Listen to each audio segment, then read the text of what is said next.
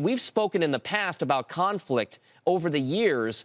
How does this rate in terms of how you think the financial fallout will be? And do you think it's enough to pressure Putin into at least halting some of the violence and aggression? I don't think anyone knows the answer to the second question, because Putin makes all the decisions in Russia, and whether he is susceptible to the pressures that these sanctions have unleashed, I think that's unknowable. I'm not even sure he knows.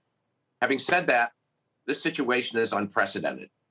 This is the most powerful set of sanctions ever assembled against an individual nation, and by far. And the sanctions in particular against the central bank are remarkable and very powerful. We don't have the precise data as to the division of the central bank's assets between euro-denominated securities and euros themselves and other, I'll call them sanctioned currencies. But probably about half of the central bank's assets are now frozen. And therefore, the $630 billion that is widely talked about in terms of their reserves, which is a pretty good number, is probably effectively half of that. So that calls into question their ability to support the ruble over the long term. Markets see that, and that's one of the reasons that the ruble is selling off. And then, of course, we're seeing the beginnings of what may become bank runs, and the sustainability, the survival of the Russian financial system is in serious question at this moment. Roger, with that in mind, we're showing a chart right now of the U.S. dollar versus the Russian ruble. It's just below 100 Russian rubles per dollar. You know, before the crisis, it was closer to 50 to 70. That's how many Russian rubles it cost you to buy a dollar. We know that the Russian ruble is weak. Take us through, in your estimation, what you think the Russian economy could look like if this persists over, say, the next 2 to 3 months. Well, the Russian economy, to start with, Dom, is relatively small. The world's the 12th largest in the world, and it's frail. It's a natural resources dominated economy that's really the center of it. And these sanctions are going, and I think, to cripple the Russian economy.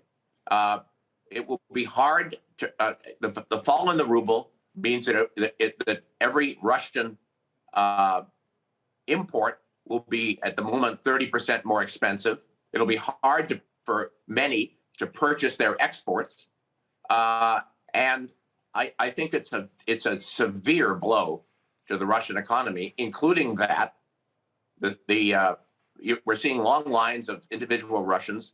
Your heart goes out to them, lined up to try to access ATMs. Apparently, great fears, we're reading about at least, of whether certain global credit cards will work for Russian citizens. And so I think the Russian economy is going to be severely damaged. And I think you're seeing it right now. So Roger, before we let you go, this is very much about these sanctions, not just about the oligarchs, because we talk about them often as being some of the direct kind of victims of this whole thing. The Russian people, Main Street, if you will, in Russia and parts of the other countries that are affected ancillarily by this, are going to turn public opinion, right, against some of this conflict. How long do you think that plays out? And is that the purpose of these sanctions? What's the runway like before you start to see people really turn? I think it's going to be evident this very week how severely damaging these sanctions are. And by the way, I don't think sanctioning Putin or Lavrov is particularly significant. No one knows where their assets are. They may be indirectly owned by others. Who knows? And I don't think sanctioning the oligarchs is really the center of this either. It's about the Russian financial system. It's about the currency collapse, or at least severe fall of the currency. And faced with those, it's just not possible for the Russian economy to do anything but fall back a lot, I think. Now, we've also noticed, again, markets-wise, they've been reacting very severely to this. The Russian default is something that people are talking about. back in the day as a possible kind of effect, as a precedent for this. We've seen the cost of Russian insurance to take out, I guess, insurance against Russian default is also rising in price by a significant amount. How much of that then plays into the world financial markets in its isolation of Russia? How much, if Russia can't even raise money, what can they do in the next 5 or 10 years without any kind of real access? Well, I don't know about the next 5 to 10 years because I think this is going to play out much quicker than that. But the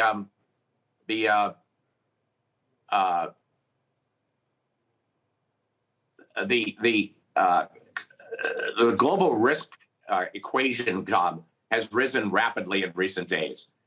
In fact, the last 24 hours. Anyone who is owed money by a Russian entity or has a claim on a Russian entity has a difficult situation right now. And if you're an investor, I think you want to be a little bit defensive because this is uncharted territory.